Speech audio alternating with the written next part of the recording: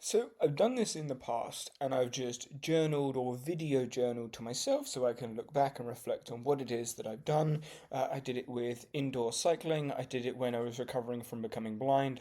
I lost my eyesight and I video journaled for just over a year. None of those are on YouTube, but I figured I want to put these ones on YouTube. One, so other people can see and just see the learning process of, actually, I didn't even mention judo is something that I've started. Today was week 3, like third attempt, and I want to discuss and talk through my experiences, my thinking, and how that works, and how I'm wrestling with it. But yeah, so I've done this kind of thing in the past, and it's also so that I can see it easier because YouTube is just an easier way to do it. If it's unlisted, no one sees it. If it's public, not many people are going to see it anyway, so I don't see it being like a big issue being online. But yeah, we will see.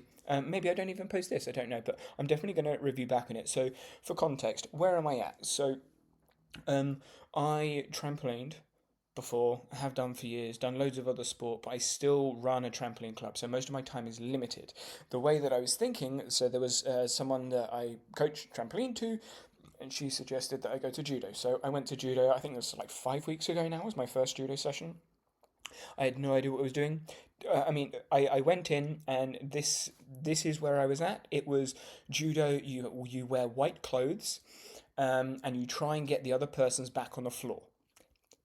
That was it. That was my judo experience. That was my, my martial art experience. And I went there and I was working with a black belt because he had come to trampoline before. So I was working with a black belt for about an hour. And we were doing various different things. It felt quite successful because we were rolling and throwing and doing, I don't know what they're called. I still don't know what they're called. Things. He was falling on the floor. I was falling on the floor. It was good fun. And it was hot and sweaty. So it felt physically active, which is what I enjoy doing. I enjoy doing lots of physical activity. So when I was doing the throws, I immediately realized I'm not going to remember the names of all of these things. I'm not going to be able to tell the difference between a lot of these things because some of them it was like you put your foot in between their feet, or you put your foot to the left of their foot, and your hand goes in a different place. I still don't remember. I mean, granted, I'm only 3 training sessions in, 5 weeks in, however we want to work it. But yeah, so that first one basically was an hour working with a black belt, trying to understand what was going on. I also have a bad wrist at this point. I don't have a wrist strap on at the moment, but I do have a support. I damaged it putting up trampolines. But yeah, so that was week 1, and then towards the end, they were doing, I guess they're called play fighting. I don't know what it's called. Again, words I don't know yet. Um, Maybe I'll learn. Well, I probably should learn them. I think the point is it begins with an I. I want to say it. Ipon. Ipon. That's it. That sounds it. Ipon. The other one begins with a W. I don't remember, and then the other stuff I can't remember. So the first session was just essentially moving with another person, working out where their balance points are. That's how I would describe it, and it was, although it felt successful, it didn't feel challenging. This is like me being as honest as I can. It didn't feel challenging in that there wasn't a physical challenge. It was more, it was just hot in the room, like we were going through a heat wave. It's hot in the room, and we were still moving, but it wasn't like a, okay, I've reached 100% max, I'm completely dead. um, but then it also wasn't that technically challenging either, potentially because of it was the first session, just introducing what's going on. But also, I'm being in trampoline, I'm very symmetrical. So it almost felt like every time I did something one way, I wanted to do it the other way to make sure I could. So yeah, so that first session was, it was good enough to get me involved and get me in and coming back again. So it was a positive first session. The second session is where I feel like I started to enjoy the sport of judo rather than the idea of doing some physical activity, if that makes sense.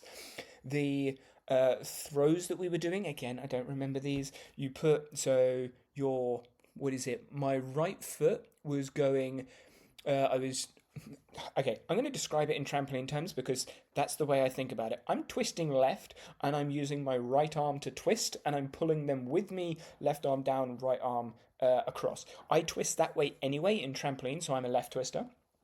So that one made sense to me, and the right foot just goes in front, and then they fall that way.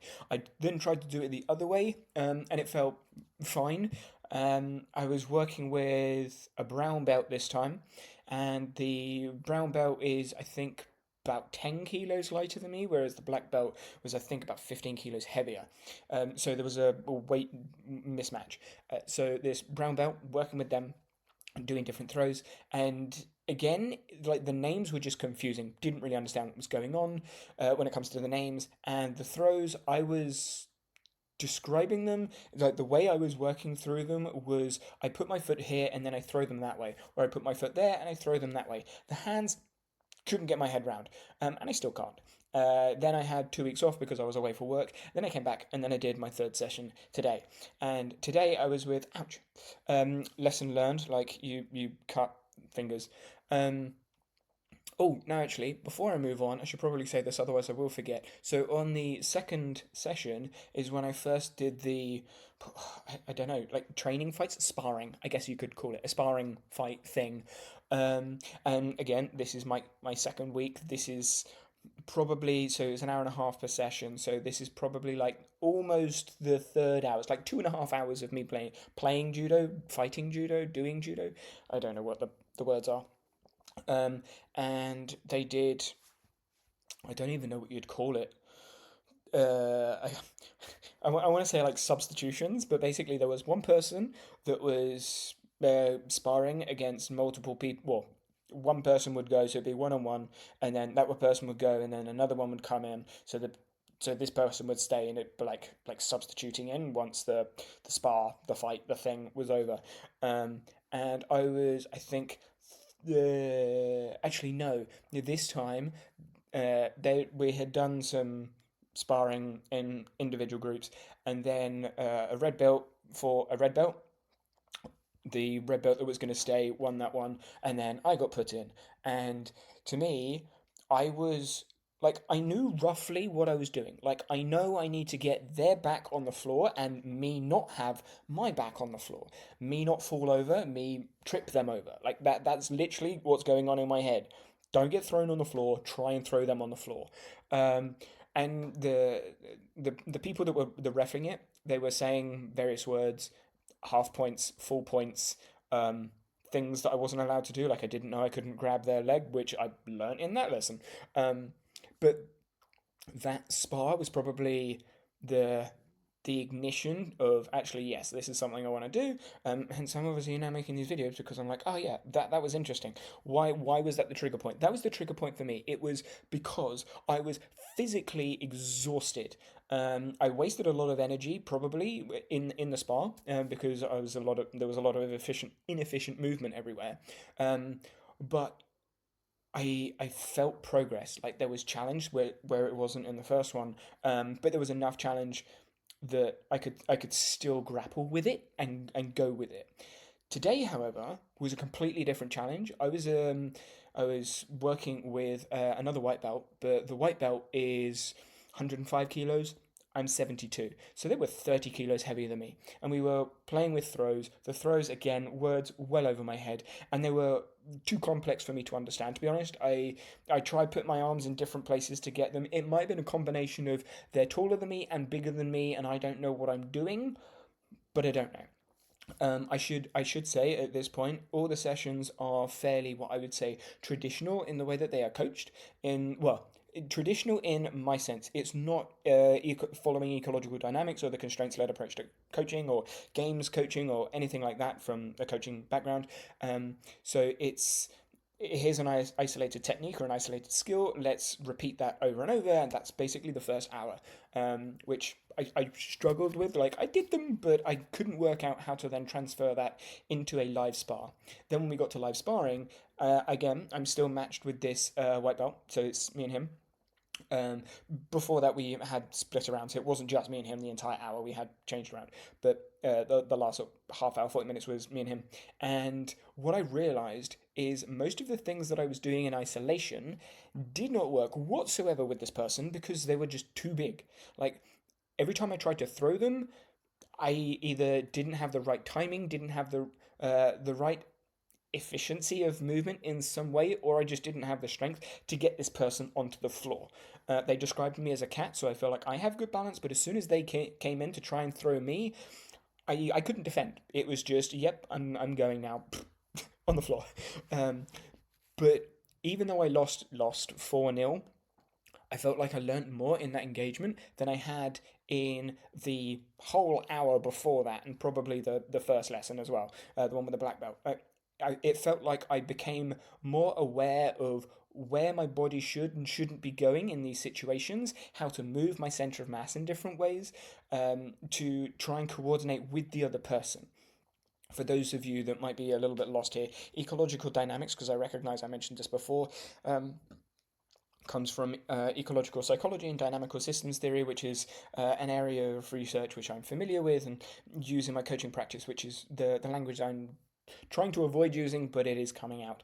And so that was interesting, useful, definitely something I want to do again. Then, right at the end, I did another spar with the same person that I actually beat the last time, the same red belt. And there's a video of it this time, which I won't put in this video because then it will go online, and I don't know if they want to be online, etc. But at the start, looking at it back, all of the techniques that I had been taught, I did none of them. I did absolutely none of them, and I think that again re-emphasizes that there are things that I'm comfortable with, things that I'm not comfortable with, and being able to do it with resistance, especially that much resistance, I don't have the awareness, the control, the ability to do that right now. So what I ended up when I was looking at the video, what I ended up doing was something I was familiar with, which is essentially a back heel in football. I can do that, I can balance on my left foot, and I can sweep with my right foot. I can also do that the other way around. I can balance on my right, sweep with my left, and I can move left and right with my arms because that's just throwing people on the floor, like moving people side to side. And that's what I was doing a lot. But what I realized looking back at the video is I wasn't really doing anything with my arms. I wasn't like they were moving, I was moving, but it was a lot of wasted movement. And picking it apart, I can see that even though my right hand has got like their, I don't even know, like chest grab thing, I don't know, the what's it called, a gi, the chest gi bit, that bit. My right hand was there, and looking back at the video and thinking about it now, I'm doing absolutely nothing with it apart from pulling him forwards and backwards. Like, it's not really doing anything. So, where I'm thinking now is okay, where else could I put this hand, or should I even put the hand on in the first place? And these are the sorts of things that I think are going to be useful for me to reflect on coming back to these videos. I guess spoiler, I did win again. Again, using my right foot to go back. Oh, I don't know what it's called. And everyone said, "Oh, that was really good. That was clean. That was nice, etc." But to me, it felt too easy, and I'm going to describe that a little bit because I feel like it could be useful. The the person came to my right. For context, I'm half blind, so I can't actually see this side. I'm half deaf, half blind. So they came this side. Now I couldn't see them. So what I did is I put my right foot behind where I think they were, and then just pulled. Uh, I then felt contact on my leg, and then I just pulled my leg back, which hooked them. They fell over. They went down. Um, I it felt too easy because I didn't try to do that. Like, I didn't try to throw him on the floor.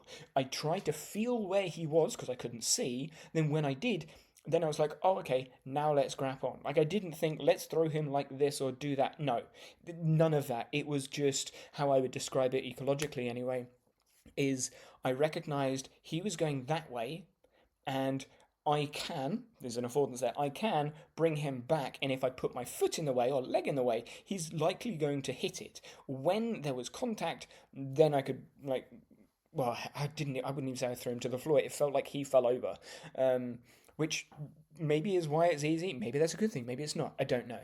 But yeah, that's where I'm at the moment. I think I'm going to post this just as a reflection to see where it goes. And I'll probably do this moving forwards, maybe at the end of an evening as well, reflecting on how I'm trying to deal with the body thing as well, like training afterwards, what I'm doing, just to keep track as a journal. Like I say, what I'm eating, what I'm doing outside of judo as well, because I think that could be useful for anyone else watching. But then we'll see. I like for reflection purposes, it's for me, but anyone else watching, would they be interested? I don't know. But yeah, let's just stop it there. Actually, I'm gonna wait a couple of seconds just so I can stop it on 15.